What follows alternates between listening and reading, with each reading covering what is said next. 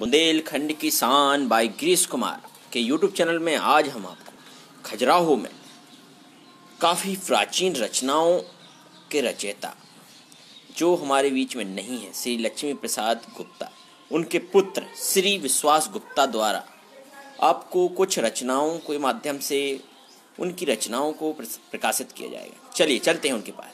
चलिए सर, क्या नाम है सर आपका? विश्वास कुमार गुप्ता। अच्छा, कुछ रचनाओं के बारे में बताएंगे आप? हाँ, पिताजी के द्वारा आज से 40 साल पहले सन 1966 में एक कविता लिखी गई। उसका शीर्षक है मरघट। कब लिखी गई ये? 1966 में। 1966 में लिखी गई। 10/2/1966। अच्छा, 10/2/1966 की रचना है जी। दिखा सकते हैं आप सर? ये अच्छा, ये रचना है। हाँ, क्या है इसका टाइटल? मरघट। मरघट। चलिए सुनाएं। तो ये इस संबंध में पिताजी ने कोई घटना घटी हुई उस समय जिसके कारण ये कविता लिखी है, लेकिन हमने यही घटना हमारे भी जीवन में घट चुकी है। कब हुई सर घटना ये आपके जीवन में? हमारे जीवन में 20 जनवरी 2006 को हमारा जब छोटा पुत्र पंकज कुमार गुप्ता का एक्सीडेंट में जो निधन हो गया, तब उसको अंतिम संस्कार के लिए ले जाया गया। तब वही घटना मेरे जीवन में भी घटी। मतलब 1966 में जो घटना लिखी गई थी आपके पिताजी द्वारा, हाँ, वो आपके जीवन में हाँ, तो इतने सालों बाद दोहराई गई। हाँ, तो उस संबंध में, क्योंकि वहाँ पर एक बड़ा पीपल का पेड़ है मरघट में, वहाँ पर भी बहुत से पक्षी चहचहा रहे थे, तो उनकी आवाज़ को सुनकर के ये कविता मेरे जीवन में भी उसी प्रकार से मेरे जीवन में भी चरचरात होती है। मतलब वो आपके जीवन में प्रत्यक्ष आपने देखा। हाँ, जो 1966 में आपके पिताजी द्वारा लिखित है। हाँ, उनके द्वारा जो लिखित है आपकी कुछ पंक्तियां हैं। हाँ, उसको आपने जीवन में प्रत्यक्ष रूप से उसको अनुभव किया है। तो वो लिखा है। हाँ। ये क्या नाम था कविता का? मरघट। मरघट। वो आपके जीवन में देखिए आप ऐसे ऐसे रचयिता हुए हैं, तो जीवन में देखिए आप प्रत्यक्ष रूप से और अप्रत्यक्ष रूप से जानकारियां व्यक्ति तक पहुंचा रहे हैं। चलिए सर, शुरू करते हैं। तो वृक्ष पर वो जो पक्षी बैठे थे, विहंग बैठे हुए थे, उनकी चहचहाट को सुन करके हमने ये महसूस किया है। वो इस प्रकार से कह रहे थे। वो क्या कह रहे थे? इन विहंगों के स्वरों की बात मानी, वृक्ष मरघट का सुनाता था कहानी। इन विहंगों के स्वरों की बात मानी, वृक्ष मरघट का सुनाता था कहानी। यह चिता जो जल रही है आग की, यह व्यथा है नववधू के प्यार की। उसको मिलन का एक क्षण दुर्लभ हुआ था, प्यार के सौंदर्य का आभास क्या था। प्यार मन का पीर बनकर नयन से बह चला पानी, वृक्ष मरघट का सुनाता था कहानी। चूड़ियों की खनखनाहट हो न पाई, क्योंकि मेरे पुत्र पंकज कुमार गुप्ता की 6 महीने पहले शादी हुई थी। तो 6 महीने शादी के बाद उसकी मृत्यु हो गई एक्सीडेंट में। इसलिए मैंने अपने जीवन में भी उसको, कविता को मैंने अपने साथ में संयोग पाया। चूड़ियों की खनखनाहट हो न पाई, पायलों की झंझनाहट हो न पाई, गीत आदरों से हुए वापस हृदय को, मीत वापस हो गए उजड़े चमन को। उड़ गया सिंदूर रही उजड़ी निशानी, वृक्ष मरघट का सुनाता था कहानी। श्रृंगार के गहने चुभे सब सूल से, सुख के सब पौधे उखड़ गए मूल से। सब स्नेही हो गए यमराज जैसे, हो गए सब प्यार के सपने जले से। उस अभागिन के जगत के दीप की बाती से रानी, वृक्ष मरघट का सुनाता था कहानी। इस तरह हर रोज होता है यहाँ, इस तरह कोई न कोई रोज रोता है यहाँ। कभी बालक कभी युवती का मृतक सो, रोज मरघट पर उतरता है यहाँ। आग बुझने ही नहीं पाती कि जलते रोज प्राणी, वृक्ष मरघट का सुनाता था कहानी। इन विहंगों किशोरों की बात मानी, वृक्ष मरघट का सुनाता था कहानी। वृक्ष मरघट का सुनाता था कहानी। हाँ सर, बहुत मजा आया आपकी इस कविता में। वास्तव में जीवन का अटल सत्य कविताओं की पंक्तियों में मिलता है, जो आपने खुद महसूस किया है। जो 1966 की लिखी रचनाओं में आपने 2006 में आकर के उसको खुद अनुभव किया। जीवन के कुछ पल होते हैं तो वो ना चाहते हुए भी जीवन में सामना करना पड़ता है, दुख का सामना करना पड़ता है। वो देखिए आपके पिताजी ने 1966 में उसको लिखा। हाँ, उनके जीवन में कोई घटना घटी होगी जिसके कारण उन्होंने ये पंक्तियां लिखी हैं, लेकिन वही पंक्तियां मेरे जीवन में भी। कितना समय लगा सर उन पंक्तियों को लिखने में लगभग सर को? अब हमको, हमारा तो उस समय 10 साल का जीवन था। अच्छा। हमें तो याद भी नहीं है, लेकिन हाँ, पिताजी ने इस कविता को हमको सुनाया था। अच्छा। तो हमें याद है कि वो किस तर्ज में गाते थे। इस तर्ज में हमको याद रहा तो हमने उसी तर्ज में गा करके कोशिश की है। अच्छा, इसके अलावा भी कुछ रचनाओं के बारे में आप और बताएंगे उनके? हाँ, पिताजी ने एक दूसरी रचना है उनकी, ये रचना बुंदेलखंडी। अच्छा, बुंदेलखंडी में लिखी है। बुंदेलखंडी भाषा में है। कई भाषाओं के वो ज्ञाता थे वास्तव में। तो उन्होंने ये जो गीत लिखा है, ये गीत लड़की वाले लड़का वाले के लिए विवाहोपरांत लड़की वाला लड़के वाले से विवाह कार्य में होने वाली त्रुटियों की क्षमा मांगता है। अच्छा। ये क्षमा मांगता है कि कोई अगर त्रुटि हो जाती है तो उस समय लड़के वाले से क्षमा मांगते हुए कहता है। मतलब एक वर पक्ष जो बहुत वधु पक्ष होता है, हाँ, तो वो मतलब अपनी गलतियों के लिए, बच्चियों गलतियों के लिए कुछ क्षमा याचना के संबंध में कुछ रचना है। मतलब इस रचना के माध्यम से उन्होंने ये प्रकट किया है कि लड़की वाले ऐसे भाव प्रकट किए हैं। भाव प्रकट किया है कि लड़की वाले अपनी लड़की को देते समय कौन कौन से भाव प्रकट करते हैं। तो बुंदेलखंडी भाषा में पिताजी ने ये इस पंक्तियों में वो कहा, रस डाला है। सुनाए। तो आओ सावजू फिर के तुमरे पाँव और पर लइए, आओ सावजू फिर के तुमरे पाँव और पर लइए, का हम तुम खा दे पाए हैं, का हम तुम खा दइए।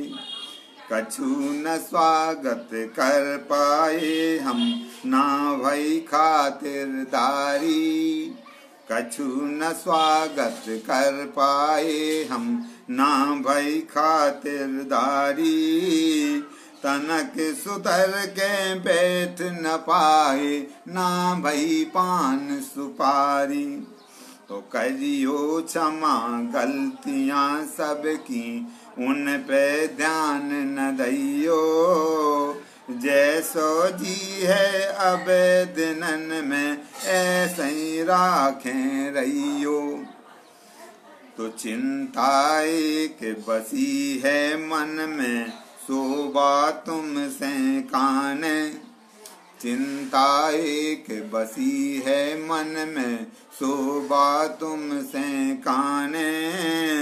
गे बिटिया रानी बिल्कुल सूधी, तन के बोल ना जाने। सो मोरे संग खावे खेले, मुँह से आँख में चोनी। मोरे मन भर माँ देती है, बातें ऊकी नोनी। सो ऐसी आँख में चोनी खेली, अब मैं ढूंढ सकूँ ना। ऐसी आँख में चोनी खेली, अब मैं ढूंढ सकूँ ना। द्वारों आंगन खाली कर गई, पिंजरा में की मैना। तो दुख में डूबे बाप मतारी, और पुरा की गुइया। असुआ तक बैठे डारत हैं, पुतरा और पुतरियाँ। और बेटा जाओ सुखी तुम रहियो, कबहु सोच ना करियो। बेटा जाओ सुखी तुम रहियो, कबहु सोच ना करियो। जितना मन ज्यादा घबरावे, चिठिया डरवा दइयो। चिठिया के पावत जो भैया, उतई तुरत आ जाए। तन मन धन से सेवा कर है, जब लो मन घबरा है। जो मैं जानत तुम्हें पतो ना, कौन गेल है जाने। क्योंकि लड़की नई जगह जाती है, उसको वास्तव में कोई जानकारी नहीं होती है।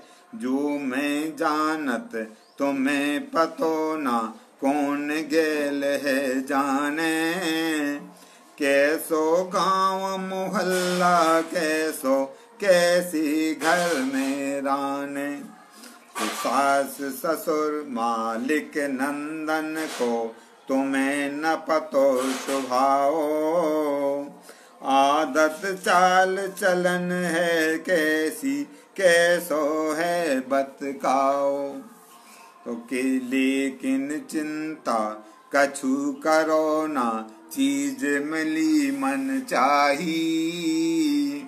सब सुख के भंडार तुम्हारे, जीवन पथ के राही। जैसो में भी सुख माने, बस ओई तुम्हें कन्ने। जैसो में भी सुख माने, बस ओई तुम्हें कन्ने हैं। साथ साथ में सास ससुर की, पाँव रोज पड़ने हैं। सो सुनो साउजू बिटिया रानी, सबकी सेवा कर है। चौका चूलो गोबर कूरा, से पानी लो भर है। कबहु आत्मा दुखन न पावे, आँखियन भरे न पानी। इन पवित्र चरणन की दासी, कर लो बिटिया रानी। इन पवित्र चरणन की दासी, कर लो बिटिया रानी, कर लो बिटिया रानी। मज़ा आ गया इन कविताओं को सुन करके। कुछ मन में अलग ही भाव उत्पन्न होते हैं जब लड़की जाती है ससुराल में तो बहुत सी बातें ये उसमें कविताओं के माध्यम से बताया गया है। हाँ। तो किस प्रकार से अपने सास ससुर और सेवा करते हुए ये भाव माता आते पिता हैं। हाँ। वास्तव में अपनी बच्ची को यही शिक्षा देते हैं को दोनों कुलों को जिससे उससे पार पा जाए और उसका नाम हो, वही शिक्षा दोनों कुल का नाम चलावे। इसी प्रकार की शिक्षा माता पिता अपनी बच्ची को देते हैं। यह कविता पिताजी ने कब लिखी थी सर? 15 नवंबर 1967 को लिखी। 67 को ये कविता लिखी थी। हाँ, कौन सी किताब में लिखी गई है ये पिताजी की जो रचनाएं हैं। हाँ। उस रचनाओं में जो से एक है ये, उसमें रचनाओं में से। अच्छा, रचनाओं में से एक है। हाँ। हाँ, सही बात है। अदस उस समय पे उतना वो होता प्रकाशन तो बहुत आगे आपके पिताजी। तो उन्होंने उस समय प्रकाशन नहीं कराया था। हाँ। तो ये पूरी रचनाएं देख सकते हैं आप जी।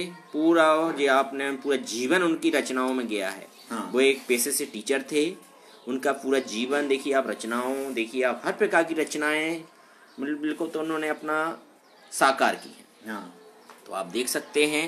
वीडियो को सब्सक्राइब, शेयर, लाइक ज़्यादा करना है, ज़्यादा शेयर करना है, ज़्यादा लोगों तक पहुंचाना चाहिए आपको। चलिए सर, आगे और आप कुछ रचनाओं के बारे में बताइए जो आपके पिताजी द्वारा लिखित है, रचित है। उनको आप लिपिबद्ध कीजिए, बढ़िया सुनाइए। आप आपकी रचनाएं में मज़ा आ रहा है, हमारे श्रोता भी बहुत खुश हैं। तो ये पिताजी का एक फागमाला। हाँ, फागमाला देखिए उन्होंने अपने हाथों से इस फागमाला की रचना की है। हाँ। देख सकते हैं आप, पूरा कई पेजों में है ये।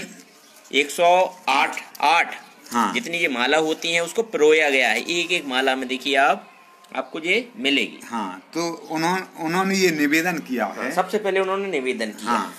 तो निवेदन को हम पढ़ के सुना रहे हैं कि उन्होंने क्या लिखा है, क्या कहा है। श्री रामलला अयोध्या के लिए ये फागमाला उन्होंने ये लिखी है।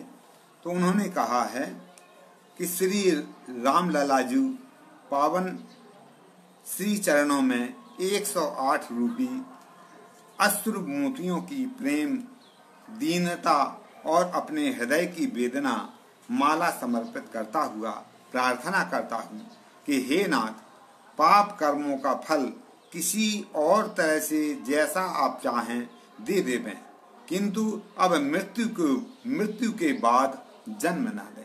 क्योंकि पिताजी की इच्छा थी कि उनका इस बार जन्म हो गया है, ये आखिरी जन्म हो, परम धाम में भगवान के पास में रहने का सौभाग्य मिले और उनको फिर से पुनर्जन्म में उनका फिर से जन्म ना उनको लेना पड़े।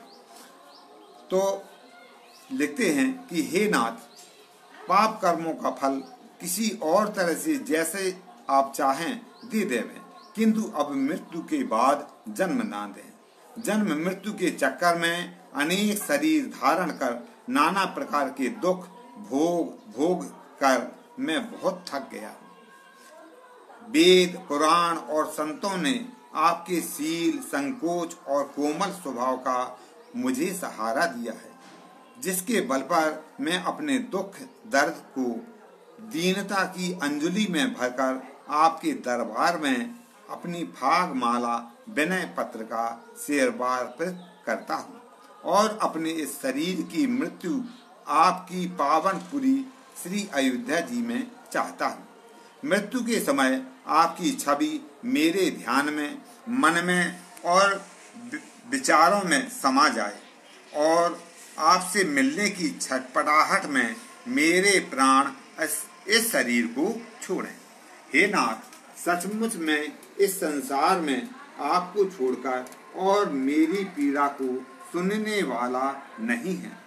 आपने मेरी मनोकामनाओं की पूर्ति पूरी संतुष्टि से की है। मैं बिल्कुल निश्चिंत हो गया हूँ। कृतज्ञता के रूप में मेरी आंखों में केवल आंसुओं की ही कुछ बूंदें हैं। आपने अपनी करुण कृपा से सब प्रकार से मुझे अपना बना लिया है, किंतु मैं कपटी, दंभी, पाखंडी अपनी आदतों और पाप कर्मों को छोड़ता नहीं हूँ। हे करुणा सागर, कृपा के भंडार, क्षमा निदान, आप मुझे जैसा चाहे जैसा समझकर अपनी परम पावन चरण रज में शरण देने की अवश्य ही कृपा करें। आपका अत्यंत दीनहीन जन लक्ष्मी प्रसाद गुप्ता। जी, उनके द्वारा निवेदन सबसे पहले लिखी है, 108 रचनाओं सबसे पहले निवेदन किया है। श्री रामलला जी के चरणों में उन्होंने ये समर्पित किया है, समर्पित की है ये भाग। अब इस भागों को शुरुआत करते हैं अपन। जिस प्रकार से हमारे दर्शकों को पहुंचाइए आप भागों के माध्यम से। सीजन भी चल रहा है, उसका तो थोड़ी सा आनंद लाइए आप दर्शकों को। सबसे पहले कौन सी भाग है? ये भाग नंबर 1 है। इस भाग को मैं कोशिश करता हूँ जिस तर्ज में पिताजी गाते थे उसी तर्ज में कोशिश करता हूँ गाने की, क्योंकि मैं वैसा तो नहीं गा सकते बिल्कुल, लेकिन फिर भी जैसा वो गाते थे, जैसा मैंने सुना है, उसी प्रकार से मैं कोशिश करता हूँ। अपने राम लला के लाने हमें अयोध्या जाने, सरजू जू के पावन जल में हम कहाँ रोज नहाने,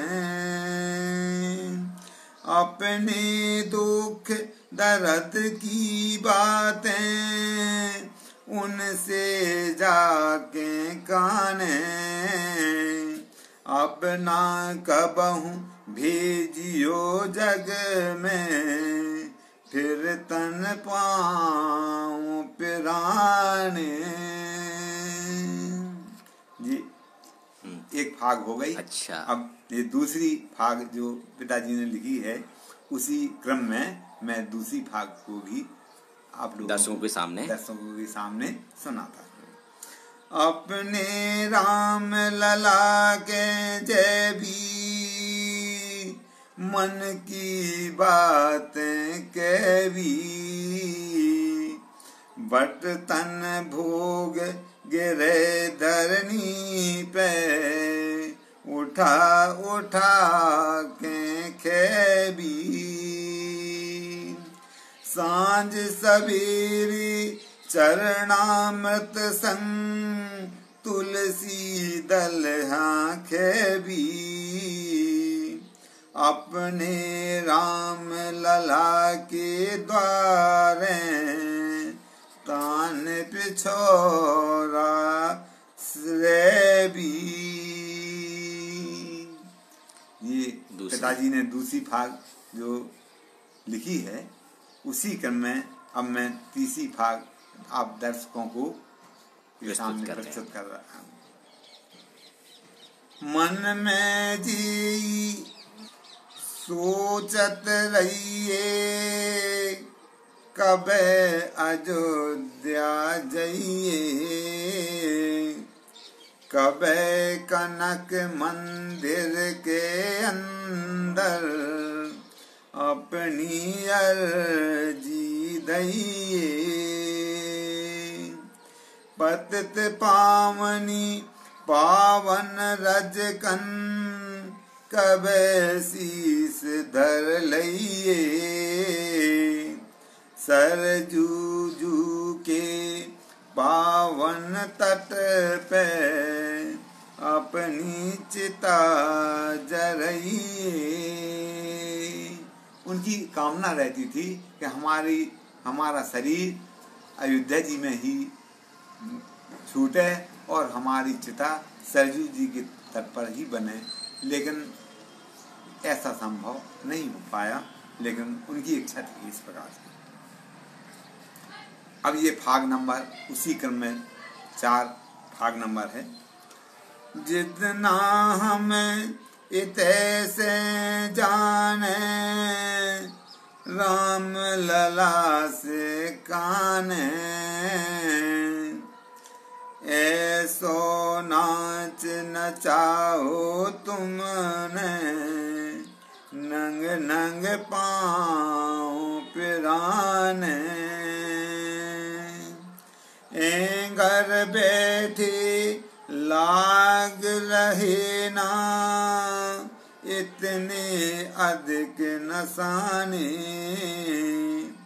अब तो जमदूतन से केवल तुम का प्राण बचाने। मज़ा आ गया आपकी रचनाओं को सुन करके। इसी प्रकार से हमारे दर्शकों को आप ये रचनाएं लेके आएंगे और कुछ संदेश देना चाहते हैं हमारे दर्शकों को। हम ये संदेश देना चाहते हैं कि पिताजी ने ये रचनाएं आज से बहुत पहले, लगभग देखो ये कितने साल पहले लिखी थी।